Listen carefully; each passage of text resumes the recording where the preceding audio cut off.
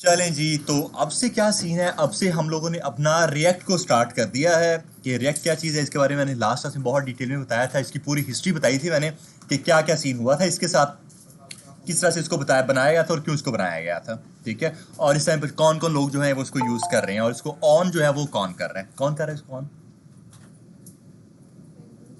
Facebook इसको on कर रही है यार। हाँ, किसने बोला यार? आपसे सर बोला है अभी? नहीं, ठीक है। यहाँ आगे हम लोग, तो अब मैंने आपको कुछ बताया था, आपने लास्ट वीडियो जरूर देख लेनी है, लास्ट क्लास जरूर देख लेनी है, क्योंकि उसके अंदर इसके अंदर सारी मैंने डिटेल में बताया हुआ डिटेल में। आज से हमारा क्या सीन है, हम लोग रिएक्ट को स्टार्ट करें प्रॉपर। इसके लिए हमें चीज़ों किन किन चीज़ों की ज़रूरत है ज़रा उसके बारे में पहले बात कर लेते हैं। और मेरा ख्याल है कि मैंने स्क्रीन शेयर नहीं की हुई है। हाँ, चलें, डन। क्या सीन है, सबसे पहले तो हमें एक नोड जेएस एक चीज़ है हमारे पास, नोड जेएस, उसकी हमें ज़रूरत है। आज की क्लास में हमें ऐसा कुछ कोड नहीं करना, बस आज की क्लास में आपको पूरा का पूरा एक कोड समझाने लगा हूँ कि जो बाय डिफ़ॉल्ट हमारे पास आता है। क्योंकि अगर उसको समझ गए तो फिर उसके बाद आगे आपको मसला नहीं आने वाला। कोड हमें कुछ करना नहीं है, बस समझना है उस कोड को।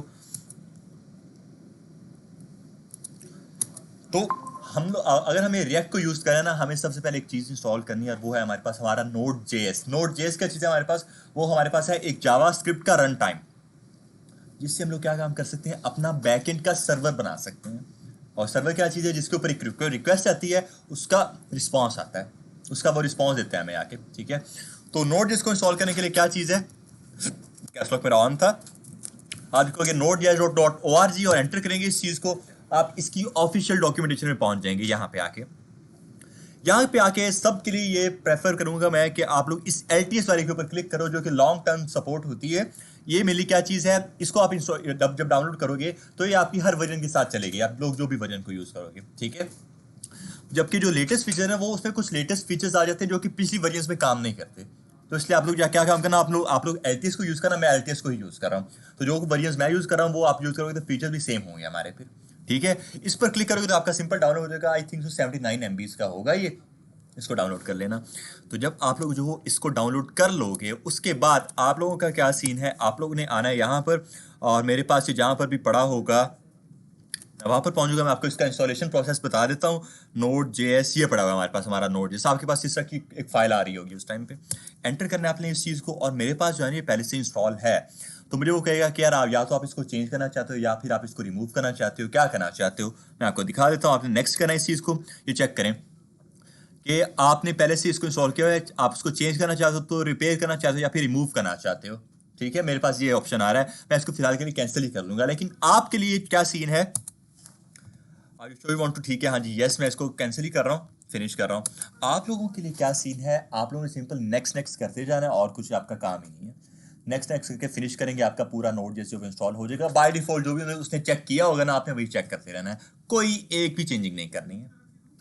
ठीक है, एक चेंजिंग है सिर्फ, जो कि आपका एक चेकबॉक्स होगा और वो होगा आपका इंस्टॉल द चॉकलेटी के नाम से चेक होगा आपका। आपने उस पर क्लिक करना है, वो चेक हो जाएगा, बस बाकी सारा आपका डिफॉल्ट है ना। automatically install the necessary tools not exactly वही, loss and stop. उसी की मैं बात करूँ, उसको चॉकलेट ही बोलते हैं। से चेक कर दो। चेक कर दें इस चीज़ को बस। बाकी उसके अलावा आपने कोई भी चीज़ चेक नहीं करनी है, बाकी सब ऐसे ही डिफॉल्ट में इंस्टॉल कर देना। जब आपका प्रॉपर पूरा का पूरा जो है वो इंस्टॉल हो जाएगा, उसके बाद आ जाओगे आप लोग किसी भी अपने फोल्डर के अंदर। मैं आऊँगा यहाँ पर और मैं आऊँगा वापस मेरी सी ड्राइव के अंदर, और उसके बाद आऊँगा मैं 19 बैच के अंदर। मैंने अभी अभी अपना ये रेक कोर्स का फोल्डर बनाया है, अभी बनाया है मैंने। ठीक है, इसके अंदर मैं एंटर करूँगा और अब आकर जाए इसको अपने VS कोड के अंदर ओपन करते हैं। लेकिन अब मैं चाह रहा हूँ कि अब हम लोग जो है ना थोड़ा सा एज एन डेवलपर काम करें। तो डेवलपर्स क्या काम करते हैं, मोस्टली कमांड्स को यूज़ करते हैं हर काम करने के लिए। हम लोग कमांड को यूज़ करेंगे। ऐसा नहीं है कि यार मैं राइट क्लिक करूंगा और ओपन विद कोड करूंगा तो मेरा ये वाला जो फोल्डर है वो मेरे VS कोड के अंदर ओपन हो जाएगा। हो सकता है लेकिन मैं नहीं करूंगा वैसे। ठीक है, अब मैं क्या काम किया करूंगा, कमांड्स के थ्रू सारा काम किया करूंगा। क्योंकि जो हमारे पास रिएक्ट है ना, इसके अंदर अगर हमें कोई चीज़ इंस्टॉल भी करनी है, हमें वो अपनी कमांड लिखनी पड़ेगी। कमांड लिखेंगे, एंटर मारेंगे, तब जाके हमारी वो चीज़ इंस्टॉल होगी। तो मैं अभी से चाह रहा हूँ कि हम लोग कमांड्स के थ्रू काम करें। आप लोगों ने जाना है अपने CMD के ऊपर, और अब मैं यहाँ पे आके अपना एक टर्मिनल खोलने लगा हूँ। टर्मिनल एक ऐसी चीज़ है आपके पास, एक ऐसा कह लो कि मॉडल खुलता है जिसके अंदर आप रह कर आप अपनी कमांड्स टाइप कर सकते हो। ठीक है, तो आपके पास डिफरेंट तरह के टर्मिनल्स हैं, VS कोड का अपना खुद का टर्मिनल भी होते हैं, हम लोग वो भी यूज कर सकते हैं, करेंगे भी आगे जाके। मैं यहाँ पे आके अभी CMD को यूज करने वाला हूँ, और काम तीन सभी के टर्मिनल्स के सेम ही है, कोई भी टर्मिनल यूज कर सकते हो। राइट क्लिक करो यहाँ पे आके, आपको पहले पावर शेल बता देता हूँ। राइट क्लिक, अगर आप ऐसे ही राइट क्लिक करते हो ना, आपके पास किसी भी तरह का कोई टर्मिनल का ऑप्शन नहीं आ रहा है यहाँ पे, ठीक है। बट आप लोग अगर शिफ्ट प्रेस करके राइट क्लिक करते हो, शिफ्ट और राइट क्लिक, अब आपके पास एक ऑप्शन आ रहा होगा open PowerShell window here का। बाय डिफॉल्ट ऐसे नहीं आ रहा, अगर मैं आपको दिखाऊं तो चेक कर लें, ठीक है, ऐसे नहीं आ रहा। बट अगर मैंने शिफ्ट प्रेस करके राइट क्लिक किया तब आ रहा है मेरे पास open PowerShell window here, ठीक है। अगर मैं इसके ऊपर क्लिक करता हूं तो मेरे पास एक तरह का टर्मिनल खुलेगा कुछ ये, ठीक है। इस टर्मिनल के अंदर आकर मैं अपनी कमांड्स ऐड कर सकता हूं, जो भी मुझे कमांड ऐड करनी है। और अगर आप लोग देखो तो उसने मुझे प्रॉपर पाथ दे दिया है कि मैं यार ये टर्मिनल मैंने खोला कहां पे हुआ है, कहां पे खोला हुआ है। C ड्राइव के अंदर एक फोल्डर D ड्राइव डेटा के नाम से, उसके अंदर एक A19 बैच है, उसके अंदर रिएक्ट कोर्स के नाम से फोल्डर पड़ा हुआ है। मैं इस वक्त वहां पे मैंने ये अपना टर्मिनल खोला हुआ है, ऐसे ही है ना। तो अगर हम लोग चाहते हैं कि यार मैं अपनी इस रिएक्ट कोर्स वाले फोल्डर को अपने VS कोड के अंदर ओपन करूं, मैं ये वैसे राइट क्लिक करके ओपन विद कोड कर लेता हूं हमेशा, ऐसी है ना, तो मेरा वो फोल्डर VS कोड के अंदर ओपन हो जाता है। बट अब मैं कुछ हिस्सा का काम नहीं करना चाह रहा। अब मैं यहां आऊंगा और जिस फोल्डर को आपने अपने VS कोड के अंदर खोलना है, उस फोल्डर के अंदर जाओ, वहां पर शिफ्ट प्रेस करके राइट क्लिक करो, ओपन पावर शेल विंडो है पर क्लिक करो, वहां पे आके आप लिखोगे कोड स्पेस डॉट, बस कोड स्पेस डॉट। इससे ये होगा जैसे आप इसको करके एंटर करोगे ना, आपका ये फोल्डर आपके VS कोड के अंदर ओपन हो जाएगा डायरेक्ट, कुछ इस तरह से। किसी भी टर्मिनल, मैंने स्टार्टिंग पर वही बात की कि कोई भी अपना टर्मिनल यूज कर सकते हो। मैंने अगर PowerShell window here use किया, आपकी मर्जी है, आप CMD को यूज कर लो, VS कोड का अपना टर्मिनल होता है वो यूज कर लो। पावर शेल मैंने यहाँ पे आके यूज किया, इसको इसके थ्रू कर सकते हो। आप लोग चेक करोगे कि वही काम हुआ है जो मैंने वहां पर किया है, रिएक्ट कोर्स के नाम से मेरा फोल्डर बना हुआ है, ठीक है, वही फोल्डर मेरे यहाँ पे आके ओपन हुआ है। और मैं इसको थोड़ा सा जो है ना जूम आउट करूंगा, ठीक है, सबको नजर आ रहा है ठीक से, गुड है। एक तो आपकी ये चीज हो गई है, और इसको मैं वापस से बंद कर रहा हूं, इस तरह से भी आपका काम हो सकता है, मैं इसको भी बंद कर देता हूं। आपका काम एक और टर्मिनल के थ्रू भी हो सकता है, जो कि मैं पर्सनली प्रेफर करता हूं, यूज भी करता हूं, वो होता है हमारे पास हमारा CMD होता है हमारे पास हमारा कमांड प्रॉम्प्ट। आपको पता है आपकी जो विंडोज है वो GUI के ऊपर काम करती है, ग्राफिकल यूजर इंटरफेस। आपका जो इंटरफेस है वो ग्राफिकल यूजर इंटरफेस, आपकी विंडोज उसी के ऊपर काम करती है। बट हमने देखा यार कि हम लोग कमांड्स के थ्रू भी सारा अपना काम कर सकते हैं यहाँ पे आके, ठीक है। ये कमांड्स हमारे पास आई कहाँ से हैं? ये कमांड हमारे पास आई है उबंटू लिनक्स से। वो भी हमारे पास क्या है, वो भी हमारे पास एक तरह का OS है, ऑपरेटिंग सिस्टम है हमारे पास वो भी, ठीक है, जैसे विंडोज है। बट जो उबंटू है वो हमारे पास एक CLI है। जैसे हमारे पास विंडोज है वो GUI है ना, ग्राफिकल यूजर इंटरफेस, उबंटू हमारे पास CLI है। CLI मतलब कमांड लाइन इंटरफेस। आपने अगर कोई भी काम करना है, आप कमांड्स को यूज करके वो काम करते हो, ठीक है। तो यहाँ पे जो है हम लोग उस उबंटू की कुछ कमांड्स को यूज करने वाले हैं, और आप लोगों को याद रखने की जरूरत नहीं, बहुत बेसिक सी कमांड्स हैं। कोड डॉट से आपका जो फोल्डर है वो उधर ओपन हो जाता है, और अगर आपको कमांड याद नहीं भी रहती है तो विंडोज वाला ऑप्शन तो है ही हमारे पास, राइट क्लिक करके वैसे ओपन कर सकते हो, ठीक है। बट इस तरह से करने से थोड़ा अच्छा भी लगता है देखने में। तो इधर आओ, अब हम लोग अपना एक सेकंड टर्मिनल खोलते हैं। मैंने अपना पिछला टर्मिनल बंद कर दिया, जरूरत नहीं है मुझे उसकी, मैंने आपको सिर्फ दिखाने के लिए किया था। आप लोगों ने अपने जिस फोल्डर को भी अपने VS कोड के अंदर ओपन करना है, आप उस फोल्डर के अंदर जाओ पहले, उसके बाद ऊपर आपका पाथ आ रहा होता है, अगर आप लोग चेक करो तो यहाँ पे इसके ऊपर आकर क्लिक करते हो आप लोग, बस जैसे क्लिक करोगे पूरा का पूरा पाथ जो है वो सिलेक्ट हो जाता है, और अगर नहीं होता तो फिर आप खुद ही उसको सिलेक्ट कर लेना। और यहाँ पे आके आप लिखोगे CMD मैंने लिखा और एंटर किया, कमांड प्रॉम्प्ट मेरा एक और टर्मिनल खुला हुआ है यहाँ पे आके, ठीक है, एक तरह का और मेरा टर्मिनल खुल के आ चुका है। और इसके अंदर मैं CLS की कमांड अक्सर मेरी आदत है, मैं एंटर करता हूँ क्लियर करने के लिए मेरे टर्मिनल को, ठीक है। अब यहाँ पे वापस से वही चीज, अगर मैं कोड स्पेस डॉट कर देता हूँ ना, ये फोल्डर VS कोड के अंदर ओपन हो जाएगा, एंटर चेक करें, VS कोड के अंदर ये वाला फोल्डर मेरा ओपन हो जाएगा, ठीक है। तो आप लोग कोई भी अपना काम कर सकते हो, और इसका अपना VS कोड का टर्मिनल जो है वो ये पड़ा हुआ है। टर्मिनल के ऊपर क्लिक करो और न्यू टर्मिनल के ऊपर क्लिक करो, आपको इसका अपना टर्मिनल खुल जाएगा, जो कि ये आ गया हमारे पास। यहाँ पे भी आप कुछ उसी तरह की कमांड्स डाल सकते हो, वो सारी कमांड्स आप लोग यहाँ यूज कर सकते हो। CLS क्लियर कर देगा मेरी स्क्रीन को, ठीक है, तो आप लोग ये भी यूज कर सकते हो। अब अगर मुझे अपने इस कमांड के थ्रू ही, कमांड प्रॉम्प्ट के थ्रू ही जो है अपना एक फोल्डर जनरेट करना हो, पहले मैं क्या काम करता हूँ, मैं यहाँ आता हूँ, मैं राइट क्लिक यहाँ पर क्लिक करता हूँ, मेरा एक फोल्डर बन जाता है मेरे पास, ऐसी है ना, फोल्डर बन जाता है। बट अब मैं वो काम नहीं करना चाह रहा, तो अब मैं क्या काम करूंगा, मैं लिखूंगा एक कमांड, मैं लिखूंगा mkdir।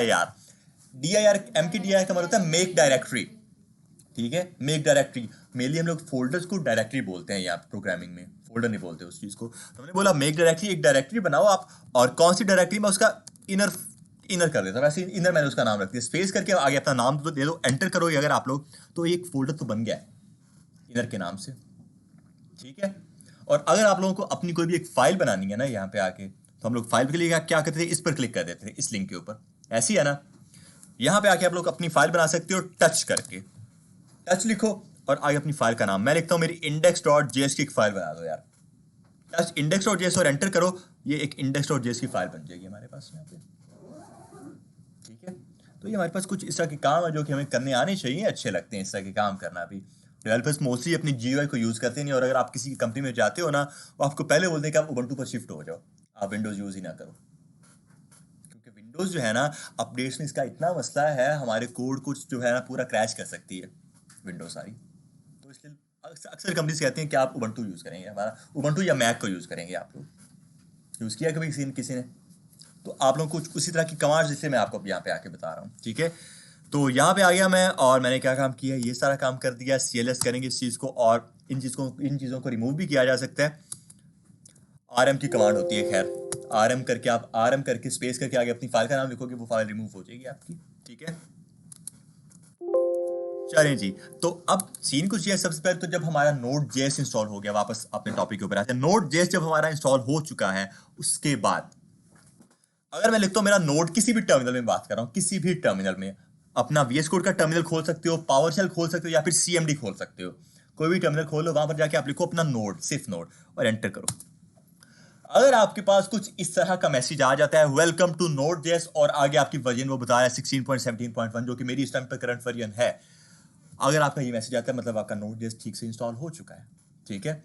इसके अंदर जो आप किसी भी तरह की एवेल्यूएशन कर सकते हो, जो कि आप अपनी प्योर जावास्क्रिप्ट के अंदर करते थे, console.log कर सकते हो, मल्टीप्लाई कर सकते हो, एडिशन कर सकते हो, वो सारे काम कर सकते हो। अगर 8 मल्टीप्लाई बाय 9 करता हूँ, एंटर करूंगा, 72 आ जाएगा मेरे पास यहाँ पे।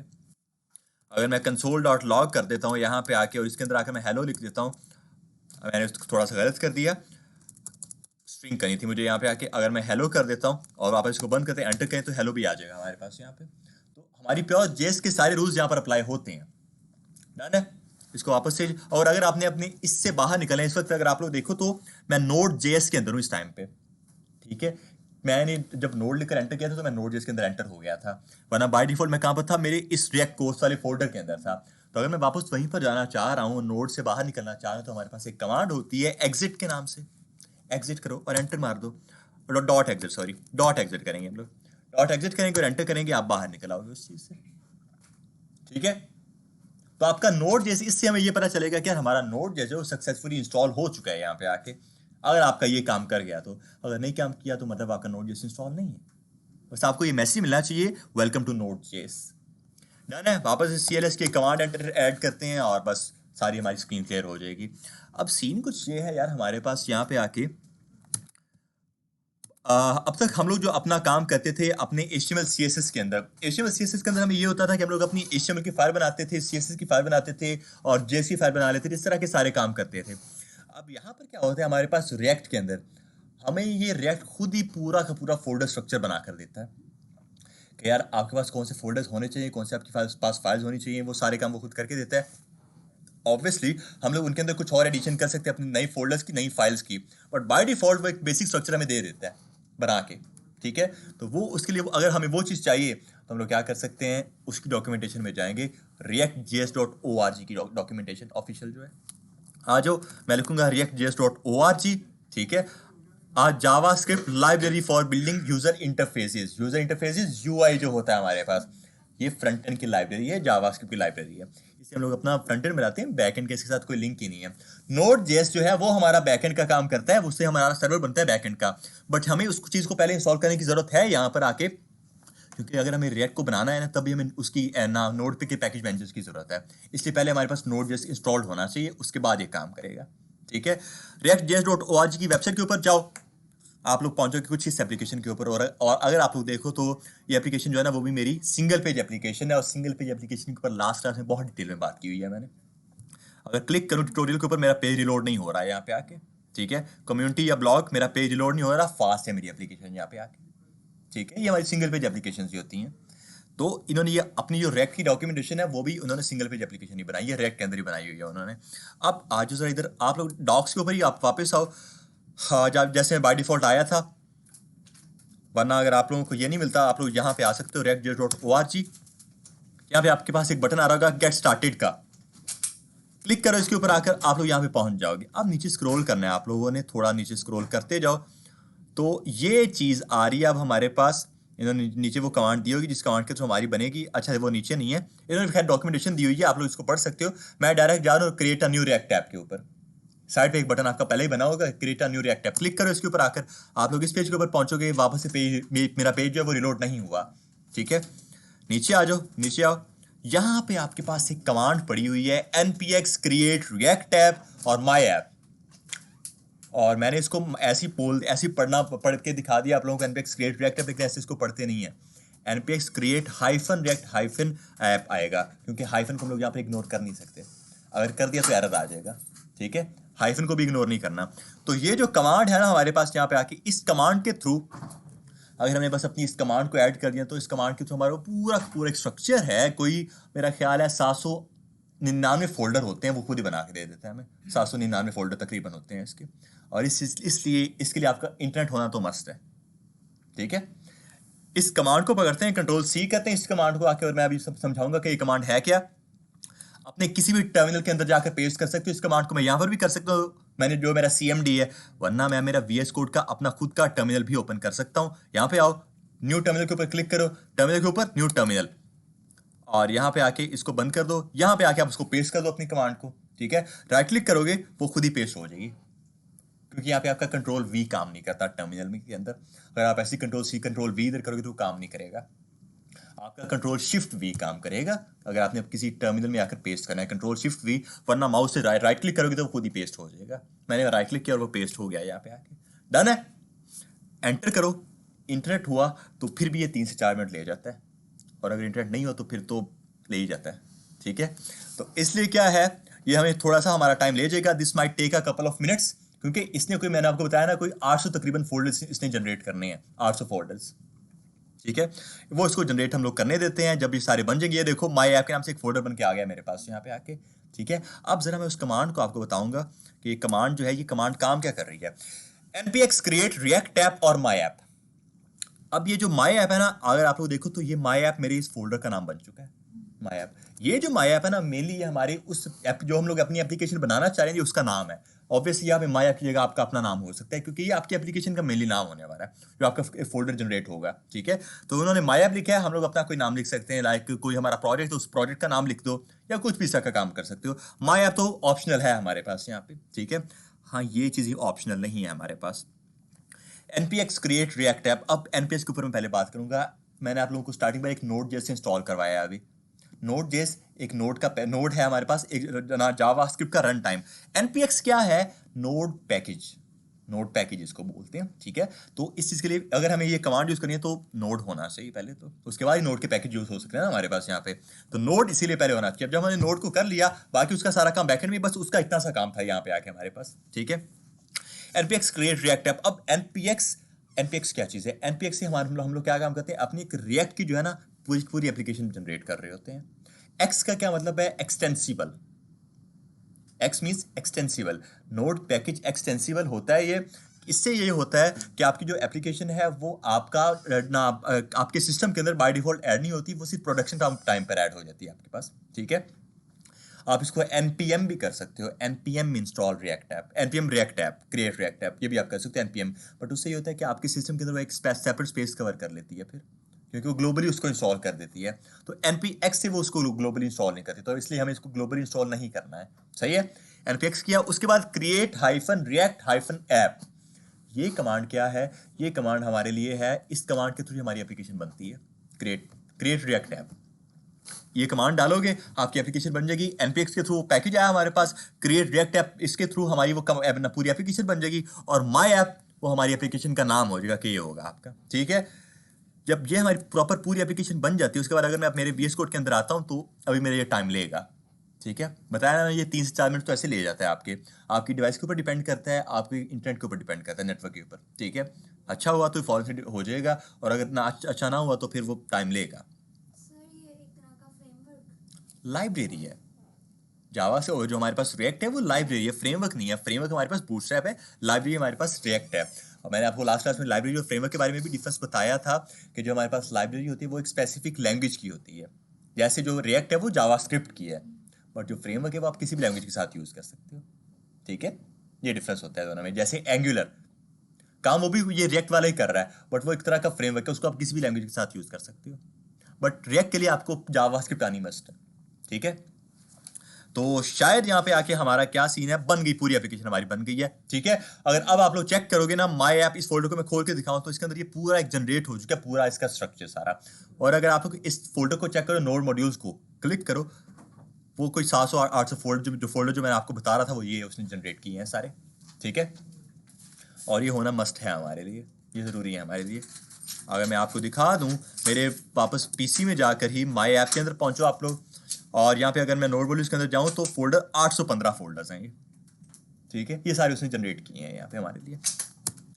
वापस चलते हैं, तो ये हमारी प्रॉपर एक पूरी तरह की एप्लीकेशन तो बन के आ चुकी है। और जब हमारी एप्लीकेशन बन के आ जाती है, एंड पे आके हमें एक मैसेज मिलता है हैप्पी हैकिंग का, हैप्पी हैकिंग।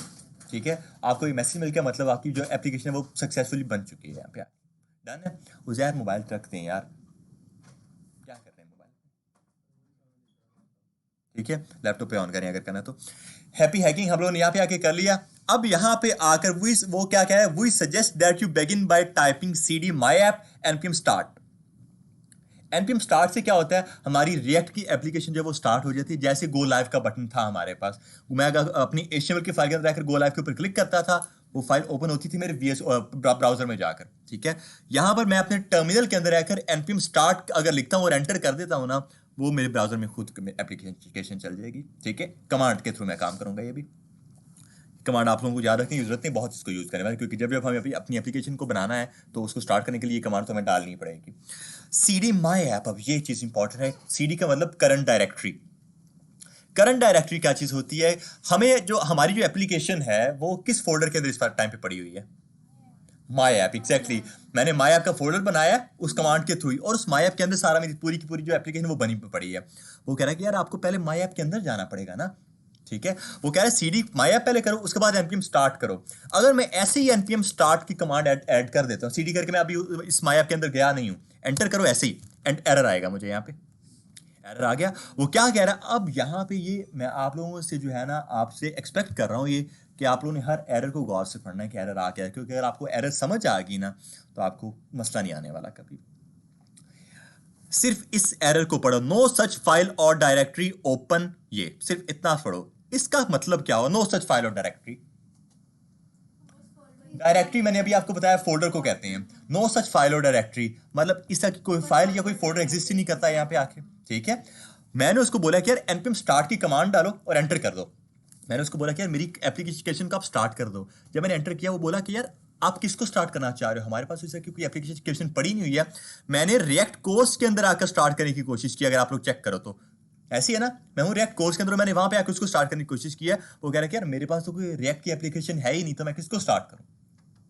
ठीक है, तो इसलिए क्या काम होता है, मुझे पहले उस फोल्डर के अंदर जाना पड़ेगा जहां पर मेरी पूरी वो एप्लीकेशन पड़ी, जहां मेरे पर मेरा वो पूरा का पूरा जो स्ट्रक्चर है वो पड़ा हुआ है। तो ये सारा का सारा स्ट्रक्चर कहां पड़ा हुआ है, इस माई ऐप के अंदर, माई ऐप के अंदर पड़ा हुआ है। सही है, तो मैं इसके अंदर जाऊंगा। तो किस तरह से उसने वो हमें बताया हुआ है, cd my app। cd का मतलब करंट डायरेक्टरी होता है। पहले उसके डायरेक्टरी के अंदर जाते हैं, मैं लिखूंगा cd करो, cd स्पेस, उसके बाद अपने उस फोल्डर का नाम जहां पर मैं जाना चाह रहा हूं, क्या नाम है मेरे फोल्डर का, my dash app, और एंटर करो। अब क्या करोगे, तो मैं रिएक्ट कोर्स के बाद माई ऐप के अंदर आ चुका हूं यहाँ पे। सही है ना। अब अगर मैं npm स्टार्ट करता हूं ना, अब मुझे एरर नहीं मिलने वाला, अब ये काम कर जाएगा हमारा। स्टार्ट होने में भी तकरीबन 35-36 सेकंड ले जाती है ये हमारी, वापस आपकी डिवाइस के ऊपर डिपेंड करेगा ये। मेरा जल्दी स्टार्ट हो गया थोड़ा से। अच्छा जी, तो ये कुछ हुआ हमारे पास यहाँ पे, बाय डिफॉल्ट से खुद ही स्टार्ट कर दिया हमारी उस एप्लीकेशन को। अब बाय डिफॉल्ट उसने हमें हमारे लिए एक पूरी टेम्पलेट बनाई हुई है बाय डिफॉल्ट ही। हम लोग ऑब्वियसली उसको चेंज कर सकते हैं, बट बाय डिफॉल्ट उसने हमें बताया कि यार ये मैंने आपके लिए बनाई हुई है, आप लोग इसको चेक कर लो। हम लोग इस कोड को, उसने जो कोड लिखा है उसको खत्म करेंगे, ऑब्वियस करेंगे, ये उसने बनाई हुई है एक npm में नोड पैकेज mm से मतलब m से क्या बना, नोट पैकेज मैनेजर। अच्छा मैनेजर ठीक है, तो ये उसने क्या काम किया है, एक हमें एप्लीकेशन बनाकर दी है बाय डिफॉल्ट जो बनी हुई है, और इसके अंदर क्या चीज़ है, ये चल कहाँ पर, ये लोकल होस्ट 3000 के ऊपर चल रही है। ठीक है, लोकल होस्ट 3000 के ऊपर चलती है हमारी एप्लीकेशन बाय डिफॉल्ट। और अगर आपकी एप्लीकेशन पहले कोई भी आपका पहले ही जो है कोई एप्लीकेशन पहले से 3000 के ऊपर चल रही हो, तो आपको टर्मिनल के अंदर आकर एक तरह का वार्निंग दे देता है कि पहले से 3000 के ऊपर कोई चल रही है, आप इसको कहीं और चला दो। आप सिर्फ वहां पर यस करते हो, वाई लिखकर एंटर करते हो, वो किसी और टर्मिनल के ऊपर उसको चला देते हैं, किसी और पोर्ट के ऊपर, सॉरी, ये हमारा पोर्ट होता है मेनली। तो ये हमारे पास प्रॉपर एक एप्लीकेशन बनी हुई है। डन हो गया, यहां तक क्लियर है। अब आओ जाए इधर, राइट क्लिक करो और व्यू पेज सोर्स के ऊपर अब आकर क्लिक करो। लास्ट क्लास में जो है मैंने व्यू पेज सोर्स के बारे में भी बात की थी कि क्यों हम लोग रिएक्ट को यूज कर रहे हैं। यहाँ पे आके व्यू पेज सोर्स के ऊपर क्लिक करो अगर आप लोग, तो चेक करो मुझे इसके अंदर कोड क्या क्या दिख रहा है। ये तो मेरे पास चलो कमेंट हो गया ना, और ये भी मेरे पास कमेंट ही है। ठीक है, मेरी बॉडी के अंदर मुझे क्या चीज दिख रही है, सिर्फ एक तरह का डिव का टैग जिसके अंदर आईडी है रूट के नाम से। ऐसी है ना, आईडी जिस चीज के अंदर पड़ी है वो रूट के नाम से पड़ी हुई है, और बाकी कुछ भी नहीं पड़ा हुआ मेरी HTML के फाइल के अंदर, ऐसी है ना। लेकिन अगर आप लोग यहाँ पे आके मेरे कोड का चेक करो तो यार यहाँ पे तो एक लोगो है जो कि इमेज का टैग हो सकता है मेरे पास। यहाँ पे आके मेरे पास एक पैराग्राफ का टैग हो सकता है, यहाँ पे नीचे मेरे पास एक एंकर टैग भी है। लेकिन इस तरह की कोई भी चीज मुझे यहाँ पे आके दिख नहीं रही है व्यू पेज सोर्स के अंदर, नहीं दिख रही है। क्यों नहीं दिख रही है? क्योंकि ये रिएक्ट है, हमारे कोड को सिक्योर रखता है। ये हमारा कोड किसी के सामने ऐसे विजिबल नहीं कर सकता। ये डन है। अब आते हैं जरा वापस हम लोग अपने उसी कोड के ऊपर, और अब जरा हम लोग इस कोड को समझते हैं। अब आप लोग चेक पूछ सकते हो यार, बाय डिफॉल्ट आपका जो आपका डिफॉल्ट ब्राउजर उसके ऊपर ओपन होगा वो।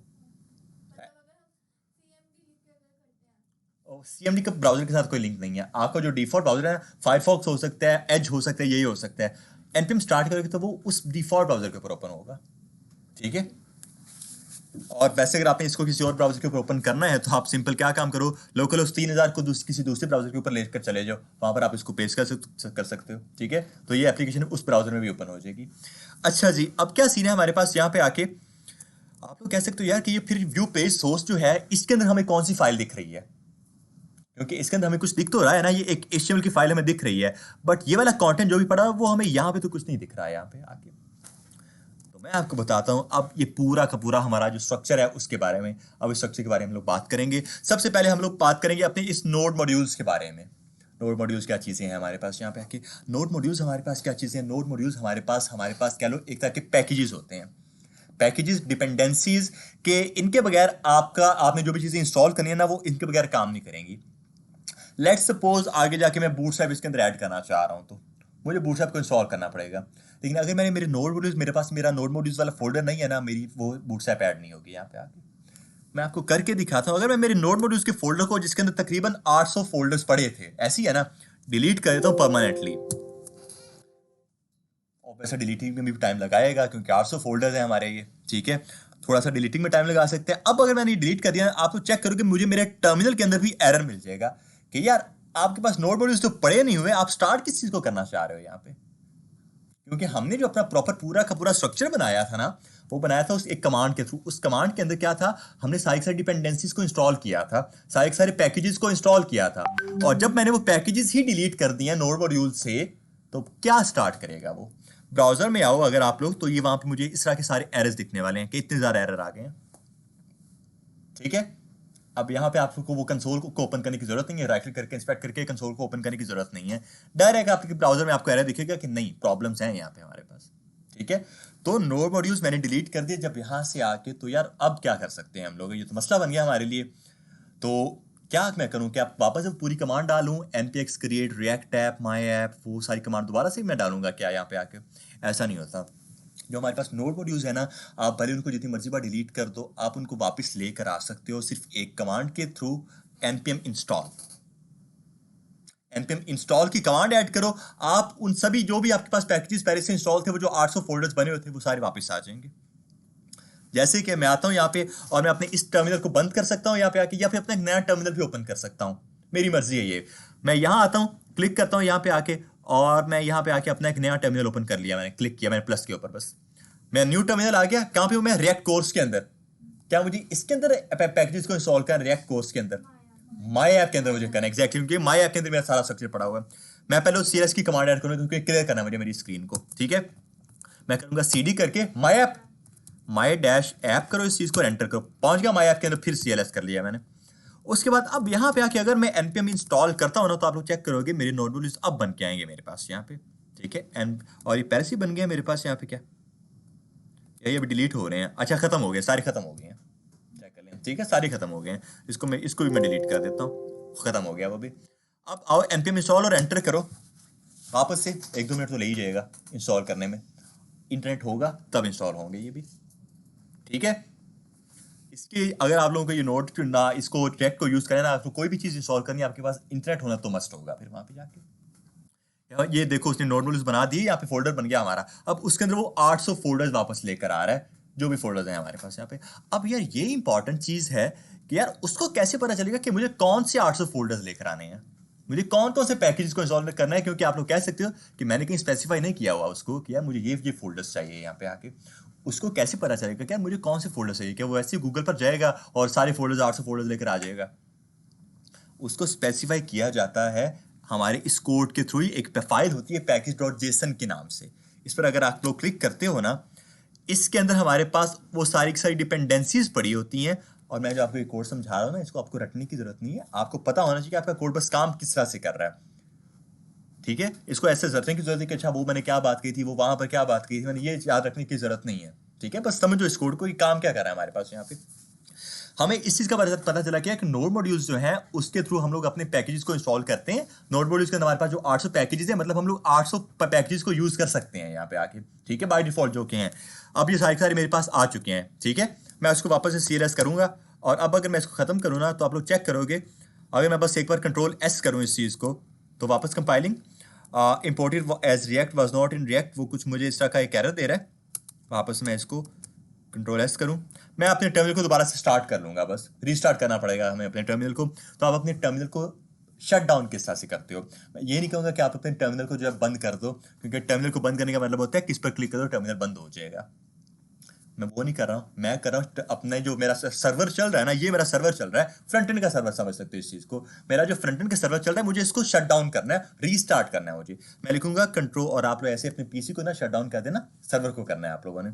Ctrl+C की कमांड होती है हमारे पास, Ctrl+C लिखो आप, Ctrl+C मतलब प्रेस करो Ctrl+C, वो आपसे पूछेगा कि आप टर्मिनेट बैच जॉब, आप इसको टर्मिनेट करना चाहते हो। मैं बोलूंगा वाई, मतलब यस, और एंटर करूंगा, बंद हो गया मेरा टर्मिनल, ठीक है। अगर आपका कोई भी टर्मिनल बंद है, चल रहा है, ये आप लोगों ने आपका जो है ना रिएक्ट का ये रूल है कि अगर आपका एक टर्मिनल चल रहा है, आप उसके अंदर जो है कोई भी चीज़ टाइप कर ही नहीं सकते, फिर उस टाइम पर आपको एक सेपरेट टर्मिनल अपना ओपन करना पड़ेगा। अगर आप अपने सेम टर्मिनल के अंदर रहकर ही कोई चीज़ टाइप करना चाहते हो, फिर आपको अपना टर्मिनल शट डाउन करना पड़ेगा, अपना जो सर्वर है वो फ्लटर का वो शट डाउन करना पड़ेगा। मैंने उसको शट डाउन कर दिया, बंद कर दिया अपने सर्वर को। अब मैं CLS की कमांड डाल सकता हूँ, और अब मैं वापस इसको npm स्टार्ट की कमांड दे सकता हूँ स्टार्ट करने के लिए। एंटर करते हैं इस चीज़ को, अभी वापस से मेरा स्टार्ट हो जाएगा।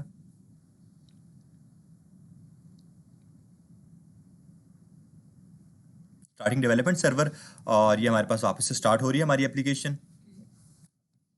बाकी सबको मैं बंद कर देता हूँ, लोडिंग पे है अभी हमारी, कंपाइल हो रही होगी, डेवलपमेंट सर्वर स्टार्ट है हमारा, ठीक है, ठीक है, सब कुछ सेट है, एरर नहीं आया हमें। वापस अगर मैं मेरा ब्राउजर में जाऊँ, तो वहाँ पे मुझे अब दिख रही है सारी चीज़ें। तो अगर कभी आपका ये ना भी चले, तो आप बस अपनी टर्मिनल को रीस्टार्ट कर दिया करना, ठीक है, वो फिर स्टार्ट हो जाएगा। लेकिन ऐसा नहीं है कि हर एरर आपका रीस्टार्ट करने से काम कर जाएगा, आगे हमारे पास लॉजिकल एरर आने वाले हैं। ये तो बस मैंने उसको डिलीट करके दोबारा इंस्टॉल किया था, तब उसमें रीस्टार्ट करना पड़ा मुझे उस चीज़ को, ठीक है। तो यहाँ तक तो हमें समझ आ गई कि यार ये जो नोड मॉड्यूल्स हैं ना, वो क्या काम कर रहे हैं, इनके थ्रू जो है ना, इसके अंदर हमारे पास कुछ ऐसे पैकेजेस पड़े हुए हैं जिनके बगैर हमारी रिएक्ट चल ही नहीं सकती है, ठीक है। अब वो पैकेजेस कौन से हैं, वो रिएक्ट है, उसको इंस्टॉल किया गया, उसने पूरी इंस्टॉल की है, और रिएक्ट डॉम है मेनली, ये दोनों मेनली चीज़ें होती हैं। अगर आप लोग पैकेज और जेसन फाइल के अंदर जाओ ना, अब मैं वापस अपनी उस बात के ऊपर आता हूँ कि यार उसको पता कैसे चला कि उसे कौन कौन से पैकेजेस को इंस्टॉल करना है। अगर आप लोग यहाँ पर आओ ना, और यहाँ पे आके आप लोग चेक करोगे, ये डिपेंडेंसीज के नाम से, मैं आपको डिपेंडेंसीज अभी बताई, डिपेंडेंसीज, ये डिपेंडेंसीज वो इंस्टॉल करता है मेनली हमारे पास यहाँ पे आके, ठीक है। तो हमारे पास हमारी package.json फाइल के अंदर जो भी हमने लिखा होगा ना, और ये भी मैंने नहीं लिखा, ये भी बाय डिफॉल्ट मुझे लिखा लिखा है मिला था, ठीक है। तो हमारे पास इस package.json की फाइल के अंदर जो भी चीज़ लिखी होगी, वो उसी के स्पेसिफिक फोल्डर्स को इंस्टॉल करेगा नोड मॉड्यूल्स के अंदर, ठीक है। अगर मैंने यहाँ पे आके अपना एक बूटस्ट्रैप ऐड कर दिया, लेट्स सपोज डिपेंडेंसीज मैंने आके अपना एक बूटस्ट्रैप भी ऐड कर दिया, फिर वो बूटस्ट्रैप के सेपरेट फोल्डर ऊपर जनरेट करेगा, ऊपर और ऐड कर देगा। ठीक है, अभी बाय डिफॉल्ट मेरे पास ये 5-6 डिपेंडेंसीज थी, तो उसने इन्हीं का सारा डेटा ऊपर इंस्टॉल किया होगा। इससे उसको पता चलता है कि यार मुझे कौन कौन सी पैकेजेस को जो है इंस्टॉल करना है। यहाँ पे आके डन हो गया। पैकेज.json हमारी फाइल ये है, तो पैकेज.json की फाइल और नोड मॉड्यूल्स की फाइल दोनों आपस में लिंक्ड हैं, कह सकते हैं हम लोग। लेकिन अब इंपॉर्टेंट चीज़ ये है कि नोड मॉड्यूल्स को मैंने डिलीट कर दिया, तो मैं नोड मॉड्यूल्स वापस लेकर आ सकता था npm इंस्टॉल की कमांड डालकर। npm इंस्टॉल की कमांड डाली, वो नोड मॉड्यूल्स मेरे सारे वापस आ गए, क्योंकि उसने चेक किया कि मेरी पैकेज.json की फाइल के अंदर कौन कौन सी चीज़ें पड़ी हुई, मैं उनको इंस्टॉल वापस कर लेता हूँ। बट क्या होगा अगर मैं पैकेज.json को डिलीट कर दूँ? बाय एनी चांस अगर मैं मेरी पैकेज.json की फाइल को डिलीट कर देता हूँ तो क्या होगा? तो मेरे लिए मसला है, मुझे फिर दोबारा अपनी एप्लीकेशन बनानी पड़ेगी। ठीक है, दोबारा एप्लीकेशन बनानी पड़ेगी, या फिर मुझे खुद अपनी एक पैकेज.json के नाम से फाइल बनानी पड़ेगी यहाँ पे आके। और अगर मुझे याद है तो मुझे वो सारा का सारा डेटा ऐड करना पड़ेगा जो ये पड़ा हुआ है, जो कि मुश्किल हो जाएगा। तो इसलिए आप फिर उस टाइम पे नई एप्लीकेशन ही बनाओगे जब अगर आपने पैकेज.json की फाइल डिलीट कर दी। नोड मॉड्यूल डिलीट हो गए, वो वापस आ सकते हैं npm इंस्टॉल की कमांड के थ्रू। ठीक है, यहाँ तक मैं समझ आ गई। कंट्रोल जी से वापस तो नहीं आ सकती ना यार, मसला ये है। अगर मैं परमानेंट डिलीट कर दूं तो वैसे आ सकती है, अगर रिसाइकल बिन में पड़ी हो तो वापस वैसे आ सकती है, लेकिन अगर ना पड़ी हो तो एक ये भी ऑप्शन डिलीट ना करो फिर। वैसे मोस्टली हमारी पैकेज.json की फाइल को डिलीट नहीं किया जाता, करते भी नहीं है, बट मैं बता रहा हूँ अगर गलती से आप कर भी देते हो तो आप क्या कर सकते हो फिर? नो बनाएंगे फिर, वरना अगर डेटा सारा याद है तो वो खुद टाइप कर लेना है इसके अंदर सारा सिंटैक्स इसका। ठीक है, तो 2 फाइल्स का भी पता चल गया, नोड मॉड्यूल्स और हमारी पैकेज.json की फाइल डन है। अब मैं आऊंगा वापस अपने पब्लिक फोल्डर के अंदर। आप लोग देखो एक पब्लिक नाम से फोल्डर बना हुआ है मेरे पास यहाँ पे आके। अब ये पब्लिक फोल्डर को अगर मैं ओपन करता हूँ ना, यहाँ पे आप लोग चेक करोगे एक फाइल पड़ी है index.html की फाइल। पहले तो फेव आइकन का मैं बता दूं, favicon.io को ये मेनली हमारा आइकन होता है जो कि ये पड़ा हुआ है टाइटल के साथ, जो आइकन आपका लगा होता है वो उसको फेव आइकन कहते हैं हम लोग। ठीक है, तो ये उन्होंने वो आइकन लगाया हुआ है यहाँ पे आके। ठीक है, ये वाला आइकन है हमारे पास, और नीचे उन्होंने लोगो भी बताया है कि जो लोगोस को यूज़ किया जा रहा है हमारी एप्लीकेशन के अंदर। ठीक है, और नीचे इसकी एक जेसन फाइल है कि ना जो हमारी एप्लीकेशन उसका नाम वगैरह क्या होना चाहिए, उसका साइज वगैरह क्या होना चाहिए। बट ये बाय डिफॉल्ट बनी है, इनको आपको छेड़ने की जरूरत ही नहीं है। हमारे लिए इंपॉर्टेंट है index.html की फाइल। और अगर आप थोड़ा सा नोटिस करो ना, तो ये index.html की जो फाइल है, यही फाइल मुझे मेरी व्यू पेज सोर्स के अंदर दिख रही है। व्यू पेज सोर्स जो मैंने देखा है ना, वो मुझे ये फाइल दिख रही है। अगर मैं आपको दिखाऊं राइट क्लिक करके व्यू पेज सोर्स, तो मुझे ये फाइल दिख रही है यहाँ पे आके ये। और ये चेक करोगे यहाँ पे एक आईडी है हमारे पास टाइटल रिएक्ट ऐप, और यहाँ पे एक आईडी है रूट के नाम से, बाकी कमिट हुआ है सारा। तो मुझे ये वाली मेरी फाइल दिख रही है और कोई फाइल मुझे नहीं दिख रही है। अगर मैं यहाँ पे आके मेरे कमेंट्स को डिलीट कर देता हूँ, जो कि मतलब जरूरत नहीं है, बट मैं आपको वैसे करके दिखा रहा हूँ कि मेरा कोड कितना और शॉर्ट हो जाएगा। जो मेरा व्यू पेज सोर्स है उसके अंदर मुझे और कितनी शॉर्ट चीज़ मिलेगी, कोड एज एन कोड। ये भी खत्म करते हैं, ये भी खत्म करते हैं, और ये तो बाय डिफॉल्ट क्या है, अब हमारे पास सिर्फ इतना सा कोड जो है, भले हमारी एप्लीकेशन के अंदर 60 पेजेस पर बने हुए हैं ना, व्यू पेज सोर्स करके हमारे यूजर को सिर्फ ये कोड दिखने वाला है। सेव करो ब्राउजर में आओ, और अब अगर आकर मैं इसको रिलोड कर लूँ तो चेक करो, बस ये कोड दिखेगा मेरे यूजर को। ठीक है, समझ आ गया मैं? सर इस कोड का कोई यूज भी है कि इसे अब उसकी मैं बात करूंगा, अब उस पर बात करेंगे हम लोग। ठीक है, तो ये कोड हमारे पास यहाँ पे है। अब हम लोगों ने एक डॉम मैनिपुलेशन चीज देखी हुई है। डॉम मैनिपुलेशन देखी हुई है, क्या थी कि आप अपने HTML के एलिमेंट को अपनी JS के अंदर जाकर टारगेट करते हो और उसके अंदर आप अपनी JS के एलिमेंट डाल सकते हो, कुछ यही थी ना। आप लोग अगर नोटिस करें तो एक आईडी दी है मैंने रूट के नाम से, यहाँ पे आके मैंने नहीं दी, मतलब बाय डिफॉल्ट मिली हुई है। क्या सीन है, अब इसका मैं आपको पूरा सीक्वेंस बता दूं। होता ये है कि वो एक आईडी पकड़ता है रूट की हमारी HTML से, और उसी आईडी के अंदर पूरी की पूरी एप्लीकेशन हमारी पेस्ट कर देता है जावास्क्रिप्ट के थ्रू, बाय जावास्क्रिप्ट। ठीक है, अब अगर ये चीज़ देखो ना, ये आईडी रूट है, इसके अंदर और कोई चीज़ ऐड नहीं की है मैंने। आपको दिखाऊंगा मैं मेरी एक फाइल index.js की फाइल, क्योंकि मैंने आपको पहले बताया कि अब यहाँ पे आके हमारे पास कोई HTML की फाइल तो होने नहीं वाली, बस ये एक ही फाइल होगी HTML की, जो कि पब्लिक फोल्डर के अंदर है। पब्लिक फोल्डर के अंदर वो सारी चीजें पड़ी होती हैं जो कि पब्लिकली विजिबल हो सकती हैं। SRC हमारा मेन फोल्डर है जिसके अंदर हमारी पूरी की पूरी एप्लीकेशन पड़ी होगी। SRC सोर्स हमारा, तो इसके अंदर हमारी पूरी की पूरी एप्लीकेशन पड़ी होगी, उसका सारा का सारा कोड इस फोल्डर के अंदर पड़ा होगा। इसके अंदर मैं आपको सिर्फ अपनी एक फाइल दिखाऊंगा फिलहाल, index.js की फाइल। और अगर आप देखोगे index.js की फाइल, यहाँ पे आपको एक चीज तो दिखाई लग रही है, document dot get element by ID root. ये चीज आपको देखी दिखाई लग रही है। इससे हमें ये पता चल रहा है कि यार उसने उस आईडी को जो है ना टारगेट किया है और उसके अंदर वो किसी चीज को पेस्ट भी कर रहा है आगे। यहां पे उसने उसको टारगेट कर लिया और इस पूरे के पूरे वेरिएबल को उसने क्या काम किया, एक वेरिएबल के इक्वल कर दिया। इस पूरे कंटेंट को उसने एक रूट वेरिएबल के इक्वल कर दिया। ऐसे ही है ना। उसके बाद वो क्या काम कर रहा है, उस रूट वेरिएबल को रेंडर कर रहा है। क्या रेंडर कर रहा है उस रूट वेरिएबल को? मेरी ऐप रेंडर कर रहा है, पूरी ऐप मेरी रेंडर कर रहा है उस वेरिएबल को। अब मेरे पास क्या हो सकता है, मेरे पास मेरी एप्लीकेशन के अंदर 60 पेजेस हो, 140 पेजेस हो, जितने भी पेजेस हो मेरे पास यहाँ पे आके, वो सारी इसी रूट आईडी के अंदर हो सकते हैं। ऑब्वियसली मैं अपनी रूट आईडी को चेंज कर सकता हूँ। लाइक मैं यहाँ पे आके कुछ और आईडी दे दूँ, मेन दे दो इधर आकर, तो फिर मुझे ऑब्वियसली यहाँ पे आके भी चेंज करना पड़ेगा रूट को। index.js की फाइल है, मेन को मुझे यहाँ पे आके भी चेंज करना पड़ेगा। मेनली आप लोग क्या काम करते हो, मोस्ट ऑफ द टाइम आप अपनी index.html की फाइल और ये index.js की फाइल इसको चेंज नहीं करते हो, क्योंकि हमारी क्या लोग रूट फाइल्स होती हैं।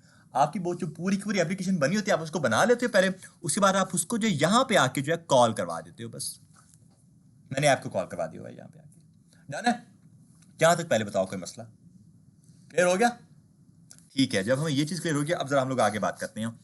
अब इंडेक्स हमें पता चला कि पब्लिक फोल्डर के अंदर जो index.html की फाइल है उसके अंदर एक आईडी है रूट के नाम से।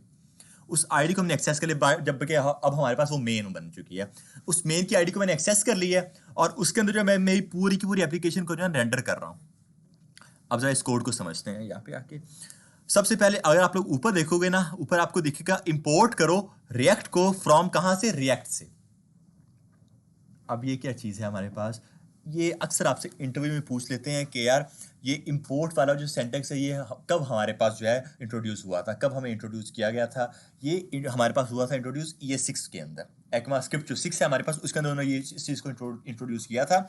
अब ये जो रिएक्ट है ना, ये जो मैंने डबल कोड के अंदर, ये सिंगल कोड के अंदर आपने लिखा हुआ है आपने जो भी, ये होता है हमारा पैकेज जो कि इंस्टॉल हुआ है हमारे पास, वो उस कमांड के साथ क्रिएट रिएक्ट आपकी कमांड के थ्रू, ये वो पैकेज है। बट ये जो रिएक्ट ये लिखा हुआ है ना, ये मेरा वेरिएबल है।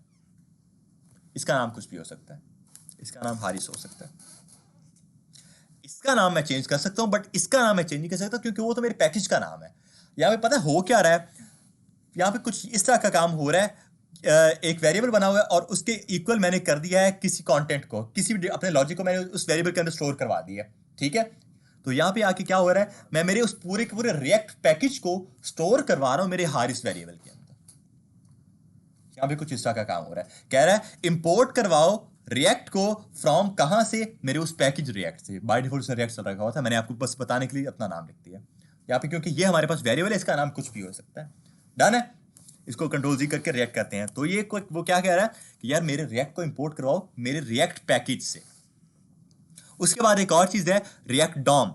डॉम के बारे में हमने बात की हुई है, डॉक्यूमेंट ऑब्जेक्ट मॉडल के हमारा जो HTML है उसको टारगेट करना है हम लोगों ने। तो अगर हम लोग नीचे देखें तो उसी को हमने टारगेट किया हुआ है। अगर मैं ये काम करें तो हमें इस चीज़ की तो जरूरत पड़ेगी रिएक्ट डॉम की। यहाँ पे आके हम लोग उसको बोलते हैं कि यार इंपोर्ट करवाओ मेरे रिएक्ट डॉम को वापस से। ये रिएक्ट डॉम जो ये वाला रिएक्ट डॉम है ये भी एक तरह का वेरिएबल है, इसका भी नाम कुछ भी हो सकता है। रिएक्ट डॉम इंपोर्ट करवाओ मेरे इस रिएक्ट डॉम को कहाँ से, रिएक्ट डॉम के नाम से एक फोल्डर बना होगा आपके पास यहाँ पर इस नोड मॉड्यूल्स के अंदर, अगर आप लोग चेक करो तो, और उसके अंदर एक फोल्डर होगा क्लाइंट के नाम से। वो कह रहा है कि रिएक्ट डॉम को इस जहाँ से इंपोर्ट कर लो आप बस।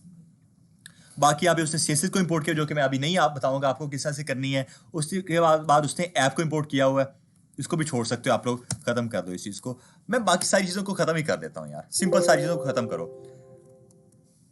हर एक चीज़ अपनी खत्म कर रहा हूँ मैं। index.js के अलावा index.js और app.js, इसके अलावा मैं अपनी हर एक चीज़ को जो है ना डिलीट कर रहा हूँ। यहाँ पे आके 2 फाइल जिस टाइम पे अब मेरे पास पड़ी हुई हैं टोटल, कौन कौन सी, app.js और index.js। app.js के अंदर मेरा सारा कोड पड़ा हुआ है और index.js के अंदर जो मेरी रूट फाइल है ना, कि मुझे उस कोड को जहाँ पर रेंडर करना है वो पड़ा हुआ है। अब ऑब्वियसली मुझे 2 एरर आ रहे हैं यहाँ पे आके। अगर मैं आपको मेरा ब्राउजर भी दिखा दूँ तो वहाँ पे मुझे एरर मिलने वाले हैं कुछ इस तरह से। अब मैं आप पर छोड़ूंगा, मुझे एरर पढ़ के बताओ कि इस एरर का मतलब क्या है। कैट रिजॉल्व ./app.css और कैट रिजॉल्व ./index.css मैंने डिलीट कर दी वो फाइल। मैंने अपनी ये फाइल जो है वो क्या किन फाइल्स का एरर दे रहा है कि यार app.css को मैं रिजॉल्व नहीं कर पा रहा हूँ और ना ही मैं index.css को रिजॉल्व कर पा रहा हूँ। क्यों नहीं रिजॉल्व कर पा रहा वो, क्योंकि मैंने तो उनको डिलीट कर दिया होगा। जब मैंने उनको डिलीट कर दिया फिर भी मैं उनको यूज कर रहा हूँ, यहाँ पे index dot C S S को मैं यूज करने की कोशिश कर रहा हूँ, और ऐप डॉट जेएस के अंदर भी मैं app dot C S S को यूज करने की कोशिश कर रहा हूँ, ठीक है। जबकि मैंने ये फाइल डिलीट करनी है, तो इससे वो मुझे एरर दे रहा है कि नहीं हो सकता ऐसा, आपके पास वो फाइल ही नहीं पड़ी हुई है। तो हर एक चीज का अब आपको एरर मिलने वाला है, कंसोल में नहीं, ब्राउजर में डायरेक्ट आपको एरर मिलने वाला है। डन है। तो अब अगर मैं इस चीज को हटा देता हूं, इसको भी हटाएंगे, और index dot JS C S S, index dot JS से इस चीज को भी हटा दें सी एस एस को, अब ये ठीक काम कर जाएगा मेरा। हाँ, अब एक और एरर आ रहा है, और अब वापस से अब आप एरर पढ़ो। अब वो क्या कह रहा है, कैन रिजॉल्व डॉट से रिपोर्ट वेब वाइटल्स, इसकी भी फाइल बनी हुई थी, रिपोर्ट वेब वाइटल्स की एक फाइल थी, जो कि मैंने वो भी डिलीट की है। और रिपोर्ट वेब वाइटल्स अगर आप लोग देखो तो यहाँ पे नीचे यूज हो रहे हैं, पहले इंपोर्ट हो रहे हैं रिपोर्ट वेब वाइटल्स, उसके बाद नीचे वो यूज भी हो रहे हैं। तो मैं इसको भी खत्म करूंगा। अगर मैं इसको हटा देता हूँ, खाली इंपोर्ट को हटाता हूँ, मैं आपको एरर दिखाना चाह रहा हूँ ज्यादा से ज्यादा क्या क्या एरर आएंगे आपको। इंपोर्ट मैंने उसकी हटा दी, अब एरर पढ़ो क्या है। अब एरर हमारे पास ऊपर ऐप वाले को छोड़ो, नीचे क्या एरर आ रहा है, report web vitals is not defined. Sir वो जो नीचे आपने लिखा होता है, मैंने उसको कॉल करवाया हुआ है नीचे, बट वो कहीं है कहीं से आ तो रहा नहीं है वो। पहले इस तरह के एरर हमें कंसोल में मिलते थे, अब डायरेक्ट वेब ब्राउजर में मिल रहे हैं, ठीक है। तो मैं उसको यूज करूं, बट मैं उसको इंपोर्ट नहीं कर रहा, तो मैं इस पूरे को भी खत्म कर सकता हूं ऐसे। मैंने जब इसको भी खत्म कर दिया, अब एक और अब एरर आ रहा होगा मुझे, ऐप इज नॉट डिफाइंड। वो कह रहा है कि यार ऐप डिफाइंड नहीं है। मैंने ऐप को यूज किया लेकिन उसको भी ऊपर इंपोर्ट नहीं किया हुआ। ऐप को मैंने यहाँ पे आके देख लो कॉल करवा दिया है, बट मैंने उसको ऊपर इंपोर्ट नहीं करवाया हुआ, ऐसी है ना। तो ये ऐप नाम ऐप डॉट जेएस के नाम से मेरे पास एक फाइल है, वो एक मेरे पास सारा कोड है। इस कोड को मैं आपको बाद में समझाऊंगा, बट फिलहाल हम लोग इसकी इंपोर्ट एक्सपोर्ट देख रहे हैं खाली, कि इंपोर्ट की नहीं लेकिन फिर भी उसको यूज किया तो वो डिफाइंड नहीं है, इसका एरर दे रहा है मुझे। मैं लिखूंगा यार इंपोर्ट करवाओ वापस से वही, और यहाँ पे आके मेरा वो वेरिएबल का नाम कुछ भी हो सकता है, वापस से इंपोर्ट करवाओ अहमद को, ठीक है। इंपोर्ट करवाओ अहमद को फ्रॉम कहां से, मेरी उस फाइल से। और अब यहां पे आती है हमारे पास इंपॉर्टेंट चीज, हमारे पाथ। मैंने आपको HTML CSS के अंदर पाथ देना सिखाया था, याद हो अगर किसी को तो याद है ना। तो मुझे बताएंगे कि जरा इसका पाथ क्या होगा, ऐप डॉट जेएस का पाथ क्या है। सोर्स में नहीं, dot simple dot slash source में तो है, लेकिन इंडेक्स डॉट जेएस भी तो सोर्स में ही पड़ी है, तो मुझे बात हो जाने की जरूरत ही नहीं है ना। मैं सिंपल डॉट स्लैश करके ऐप कर सकता हूँ ऐसे, ऐप डॉट जेएस। अगर मैं अब इसको सेव कर दूं ना, तो अब मुझे कोई एरर नहीं मिलना चाहिए, लेकिन अब भी एरर मिल रहा है। अब चेक करते हैं कि अब एरर क्या है। अब वो कह रहे हैं can't resolve dot slash logo dot SVG, और पढ़ो कि ये एरर आ कहां पे रहा है, ऐप डॉट जेएस की फाइल के अंदर, error in app dot JS की फाइल। लोगो वो कह रहे हैं लोगो डॉट एसवीजी में, क्योंकि मैंने उसको भी डिलीट किया है, उसको भी मैंने डिलीट किया है। अभी एरर कहां पे आ रहा है, ऊपर वो बताता है कि इस फाइल के अंदर आपका ये एरर आ रहा है, ऐप डॉट जेएस। अगर आप लोग ऐप डॉट जेएस को देखो, यहाँ पे आके ऐप डॉट जेएस ऊपर इसकी इंपोर्ट हो रही है चीज। अगर मैं इसको वापस से हटा दूं, अब एक और एरर आएगा, लोगो इज नॉट डिफाइंड का। इंपोर्ट हो रहा है बट इंपोर्ट हो रहा है बट आपने उसको यूज किया हुआ है। समझ आ रही है क्या क्या हो सकता है हमारे साथ यहाँ पे। ये बहुत बेसिक से एरर आपको अभी बता रहा हूँ। ये लोगो यहाँ पे, अगर मैं इसको जो है ना खत्म कर देता हूँ कुछ इस तरह से, अब ठीक ठाक चल जाना चाहिए। अब ऐप इज नॉट डिफाइंड, अब ये कहाँ पे आ रहा है, सर वो इंडेक्स, कि मैंने इंडेक्स को जो है ऐप को मैंने ऊपर इंपोर्ट नहीं करवाया। देखो मैंने इंपोर्ट किस करवाया, अहमद को। मैंने बोला है कि अहमद मेरे वेरिएबल का नाम है, इस अहमद वेरिएबल के अंदर ऐप वाली फाइल को इंपोर्ट कर दो, बट मैंने कॉल करवाया ऐप को, मुझे अहमद को कॉल करवाना चाहिए ना फिर यहाँ पे आके। तो मैं यहाँ पे आके अहमद को कॉल करवा दूंगा कुछ इस तरह से। सेव करो, ब्राउजर में आओ, अब सब कुछ ठीक ठाक चल जाएगा हमारा। CSS हमारी खत्म होगी क्योंकि मैंने उसकी फाइल डिलीट कर दी थी, बट अब सारा काम बन रहा है हमारा यहाँ पे। समझ में आ रही, मतलब हम इंपोर्ट क्यों कर रहे हैं, इतना ज़्यादा कॉम्प्लेक्स हो रहा है। इंपोर्ट का इसकी रूल है, इसका इंपोर्ट जरूरी है। लाइक इसके अंदर जो है, अब आप लोग ये काम नहीं कर सकते हो कि डायरेक्ट आप SRC का टैग डालो और उसके अंदर डॉट स्लैश करके अपना इमेज का सोर्स दे दो। इसके अंदर आप ये काम कर नहीं सकते हो। अगर आपको कोई भी इमेज भी लगानी है ना, आपको उसको ऊपर इंपोर्ट करना पड़ेगा पहले, उसके बाद नीचे उसको यूज करना सर पड़ेगा। जीएस में ऐसे करना होगा। इसके अंदर है ही सिर्फ JS, नहीं अच्छा सर, तो इसके अंदर सारा यही काम करना पड़ेगा हमें। बताया ना, कोई HTML की फाइल तो है ही नहीं हमारे पास, वो एक है जो कि हमें चेंज करनी ही नहीं है, ठीक है। जो रूट फाइल है ना, उसको चेंज करने की जरूरत है, या फिर ना ही आपको इंडेक्स डॉट जेएस को चेंज करने की जरूरत है। ये मैंने आपको करके दिखा दी है कि आप चेंजिंग इसके अंदर किस तरह से कर सकते हो, और आपको एरर क्या क्या आने वाला है यहाँ पे आके। यहाँ तक समझ आई, पहले बताएं मुझे। मुबशिर क्लियर हो गया, हमजा क्या है, अहमद को ना इंपोर्ट करवाएं, किसको करवा दें, सिंपल ऐप को ही मैं कर देता हूँ यार, ठीक है, सिंपल ऐप ही कर देते हैं, क्योंकि अहमद ऑब्वियस है हम लोग प्रोफेशनल काम कर रहे हैं, तो हम लोग अपना कोई नाम यूज नहीं करेंगे यहाँ पे आके। इंपोर्ट करवाओ मेरे ऐप वेरिएबल के अंदर मेरी ये ./ऐप की फाइल सेव करो, और अभी मेरा ये प्रॉपर वर्किंग में है, काम करेगा मेरा यहाँ पे। डन हो गया यहाँ तक? पहले बताओ कोई मसला, फिर मैं आगे मूव करूंगा। सर हमने उन्हें इम्पोर्ट तो करवा दिया लेकिन लोगो नजर नहीं आ रहा। क्योंकि मैंने लोगो लगाया ही नहीं हुआ कहीं पर भी।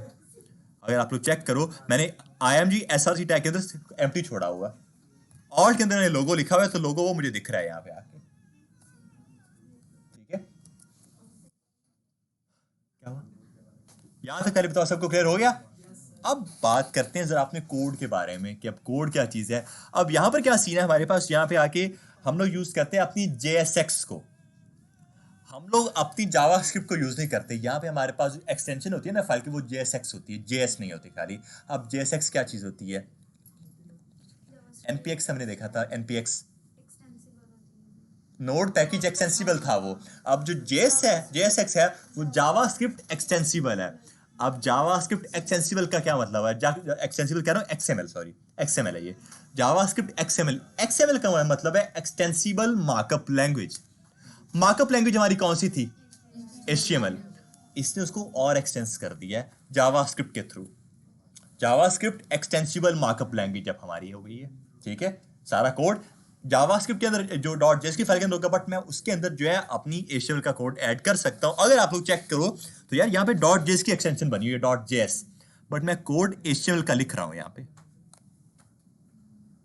HTML का ही कोड है, मैं वो लिख रहा हूं यहाँ पे क्योंकि ये HTML नहीं है, ना ही ये JS है, ये JSX है। डन है? अब JSX में क्या डिफरेंस है और JS के अंदर क्या चीज़ है, वो सारी चीज़ें उसके ऊपर मैं अब बात करना चाहूँगा। JSX क्या चीज़ है? JSX अब जो हमारे पास रिएक्ट होती है ना, इसके पास JSX की सपोर्ट होती है। हमारे पास जो एंगुलर है, हमारे पास जो Vue.js है, काम वो भी यही करते हैं कि आपकी सिंगल पेज एप्लीकेशन बनाते हैं, आपके कोड को सिक्योर भी रखते हैं। लाइक पेज सोर्स करने पर आपके यूजर को आपका कोड नहीं दिखेगा, ये सारे काम वो भी करते हैं फ्रेमवर्क्स। बट क्यों लोग रिएक्ट को ज़्यादा प्रेफर करें और उसको प्रेफर नहीं करते? इसलिए नहीं करते क्योंकि इसके पास JSX की सपोर्ट होती है कि आप एक ही .js की फाइल बनाओ, उसी के अंदर HTML और JS एक साथ डाल सकते हो, आप कोई मसला नहीं होगा आपको, ठीक है। बट एंगुलर और Vue.js के अंदर आपको सेपरेट काम करना पड़ता है, JS का सेपरेट और HTML का सेपरेट। ये भी आपसे बाजू का पूछ लेते हैं इंटरव्यू में। तो हमारे पास जो रिएक्ट है ना, इसको प्रेफर इसलिए किया जाता है कि इसके पास JSX की सपोर्ट होती है, बाकी उन दोनों के पास JSX की सपोर्ट नहीं होती है। अब अगर आप लोग इस चीज को गौर से देखो ना, तो आप लोग देखो कि यार यहाँ पर मेरे पास बिल्कुल जावास्क्रिप्ट और HTML एक साथ लिखी हुई है। टॉप के ऊपर देखो एक फंक्शन बना हुआ, मेरा फंक्शन है, एक फंक्शन बना हुआ है ऐप के नाम से, और वो फंक्शन हमें रिटर्न क्या करवा रहा है? हमारी HTML को रिटर्न कर रहा है। एक फंक्शन, जावास्क्रिप्ट का फंक्शन हमारी HTML को रिटर्न करवा कर दे रहा है हमें यहाँ पे आके। ये हमारी JSX होती है सारी। क्या बात है, तीनों को आपको क्या है, कोई पूछना है कुछ बता दें? हाँ जी उज़ैर बोले। कुछ भी नहीं है? अच्छा जी, हो क्या है? मैंने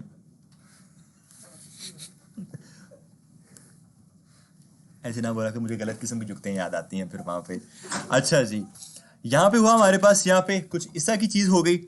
हम लोग क्या काम करें, अपना एक फंक्शन बना रहे हैं और हमारा जो फंक्शन है वो रिटर्न करवा रहा है हमारी सारी की सारी HTML को। डन है? ये हमारी JSX होती है। फंक्शन हमारा ऐप बना। अब नीचे आप लोग अगर देखो ना, तो एक्सपोर्ट हो रहा है हमारा वो फंक्शन ऐप। जब कोई भी चीज़ अगर एक जगह से एक्सपोर्ट होती है, तभी हम लोग उसको कहीं पर इंपोर्ट कर सकते हैं। अगर कोई चीज़ एक्सपोर्ट ही नहीं होती तो मैं उसको इंपोर्ट किस तरह से कर सकता हूँ? अगर मैं अपनी इसको लाइन को कमेंट कर देता हूँ, ठीक है, मुझे एरर मिल जाएगा। मैंने उसको इंपोर्ट किया हुआ है यहाँ पे आके ऐप को, बट यहाँ पे app.js के अंदर मैंने उसको एक्सपोर्ट नहीं किया हुआ। एरर किस चीज़ का आया ये चेक कर लो। Imported edge app was not found in app, कि वो वहाँ से एक्सपोर्ट हो ही नहीं रही है। तो आप इंपोर्ट किस चीज़ को कर रहे हो, किस बेसिस पर कर रहे हो? तो एक्सपोर्ट भी ज़रूरी है, इंपोर्ट भी ज़रूरी है। जो हमारी फाइल्स होंगी उनको एक्सपोर्ट करना पड़ेगा, तब जाके उनको इंपोर्ट कर सकते हैं, वरना नहीं कर सकते हम लोग, ठीक है। अब इसको हम लोग यहाँ पे आके जो है ना, ये हमने ऊपर जो फंक्शन बनाया है ना, फंक्शन ऐप जो कि हमें रिटर्न करा रहा है हमारी HTML, इसको हम लोग यहाँ पे आके फंक्शन नहीं बोलते, अब इसको बोलते हैं कंपोनेंट हमारे। जो मैंने आपको बोला था कि रिएक्ट हमारी कंपोनेंट बेस्ड काम कर रही होती है, ये हमारा कंपोनेंट है, इसको हम लोग जो है फंक्शंस नहीं बोलते, अब इसको कंपोनेंट बोलेंगे हम लोग। एक कंपोनेंट है ऐप के नाम से, वो एक्सपोर्ट हो रहा है app.js की फाइल से, इंपोर्ट हो रहा है index.js की फाइल के अंदर जाकर। फंक्शन लिखा हुआ है। इसको यहाँ पे कंपोनेंट बोलते हैं, कन्वेंशन बता रहा हूँ इसकी कि रिएक्ट में इसको हम लोग कंपोनेंट बोलते हैं, ठीक है।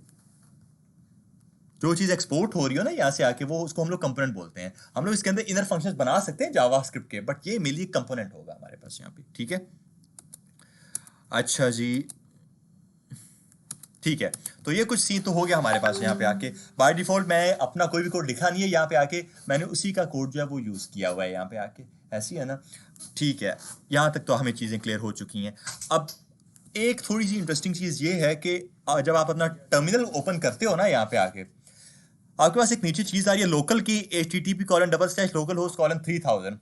इस पोर्ट पर तो हम लोग गए हुए हैं ब्राउजर में, 3000 के ऊपर हमें हमारी एप्लीकेशन दिख रही है।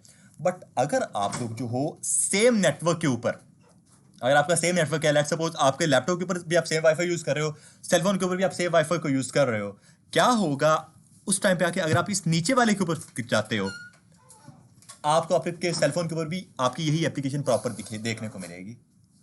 वालेकुम अस्सलाम, हमारी क्लास नीचे नहीं है, तो फिर बैठ जाओ। मैं खैर अपना डेटा यूज़ कर रहा हूँ, मैं अब इसको कनेक्ट करके आपको दिखा देता हूँ कि इसका मतलब क्या है मेरी बात का। इधर आते हैं ज़रा हम लोग, और मैं क्या काम कर रहा हूँ। ओके जी, कहाँ गया, ठीक है।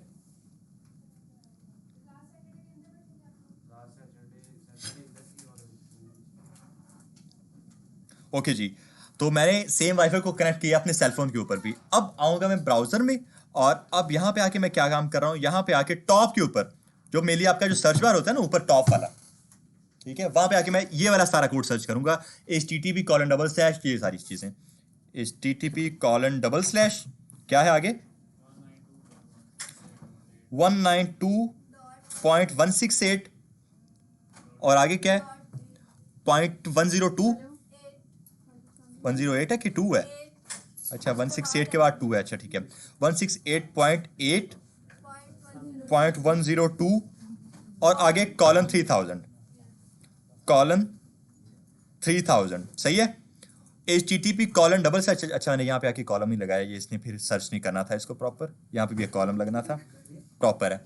http:// 192.168.8.102 यही है। सर्च मारते हैं इसको जरा, तो आप लोग चेक करोगे, एक सेकंड मुझे भेजते हैं, 5 मिनट।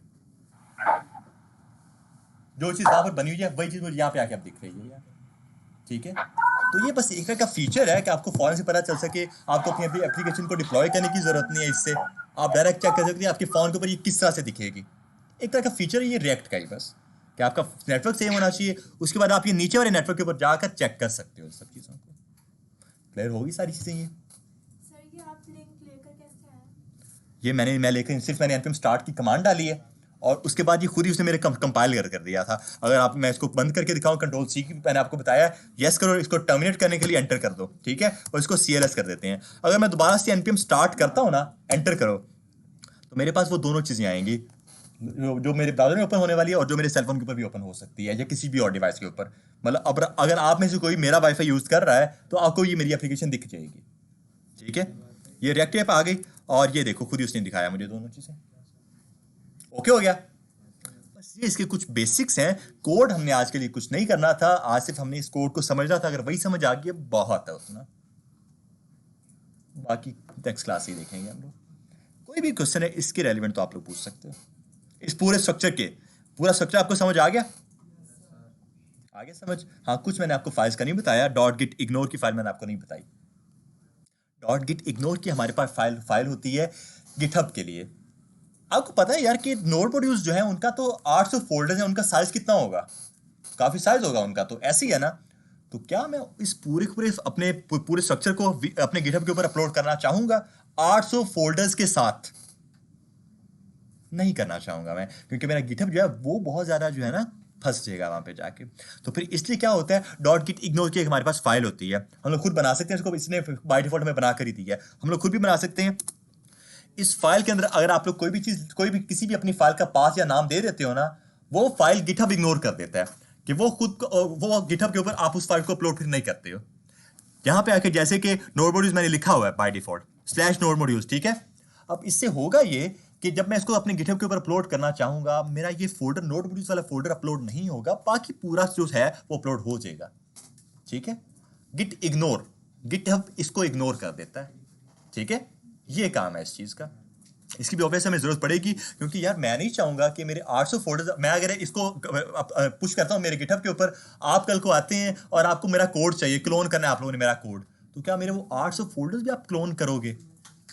कितना आपको टाइम लगे? मे भी आप लोगों को आधा पौना घंटा लग सकता है सबको डाउनलोड करने में, ठीक है, गिटहब से। तो इस चीज से बचने के लिए हम लोग इसको इग्नोर कर देते हैं। हमें पता है किस चीज को वापस लेकर आया जा सकता है कमांड के थ्रू। अगर हमारे पास इंटरनेट है तो हमने एक कमांड डालनी है। कौन सी कमांड थी वो? npm इंस्टॉल की कमांड थी। अगर मैं आपको इस नोड मॉड्यूल्स को डिलीट करके आपको पूरा का पूरा सारा स्ट्रक्चर दे दूं ना, आप npm इंस्टॉल की कमांड डाल के सारा का सारा वापस लेकर आ सकते हो, और लेकिन जब हम npm इंस्टॉल करेंगे तो आपका जो डेटा होगा वही आ जाएगा। वही आएगा मेरे पास, exactly same to same data आएगा। जो पैकेजेस मेरे पास हैं वही आपके पास पैकेजेस आ जाएंगे। क्लियर हो गया सबको पूरा स्ट्रक्चर इसका, सबको? बाकी इंशाल्लाह हम लोग कल देखेंगे, इसके पर प्रॉपर हम लोग कोडिंग स्टार्ट करेंगे कल से। आज हम लोग एंड करते हैं यहाँ पे आके बस।